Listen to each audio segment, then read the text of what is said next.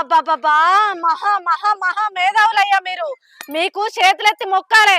గింత మోసగాళ్ళు అనుకోలే, గింత నమ్మక ద్రోహులు అనుకోలే. చెప్పేడేమో ధర్మశాస్త్రాలు, సొచ్చేదేమో ఆ గుడిసెలు అన్నట్టున్నది మీ ఏమైంది కథ. రజని ఎందుకు కొడతాన్నావు? ఏమైందా? అయ్యో! నా మొగుడు తిని తినక, తాగి తాగక కడుపు కట్టుకొని మీకు రూపాయి రూపాయి పంపిత్తా అంటే, మీరేమో ప్లాట్లు కొనుక్కుంటా, బిజినెస్‌లు చేసుకుంటా, భూములు కొనుక్కుంటా, ఇండ్లు కట్టుకుంటే ఎవరైనా చేద్దామని చూస్తాల్లా? గింత నమ్మక ద్రోహం చేయడానికి మీకు మనసు ఎట్లొచ్చింది?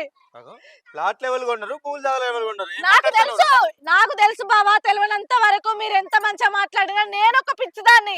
నా మొగునికి ఇట్లా కాదయ్యా, ఇట్లా కాదు అని చెప్తే నాన్న శుద్ధ పూస, నాన్న ఇంత మంచోడు, నాన్న అంత మంచోడు అని నా మొగుడు నన్ను మాయ మాటలు చెప్పి నేనొచ్చి నిన్ను సారీ చెప్పేదాకా చూసిండు. నా మొగుడు నీ మీద పెట్టుకున్న నమ్మకం గసొంటిది. కానీ నువ్వు నేనేం చేసిన? నేనేమన్నా నువ్వు లంగా అర్థం కదా? మీ పైసలు కూడా తింటినా? అట్లా కాదు బావ. నాకు ఒకటి అర్థం కాదు.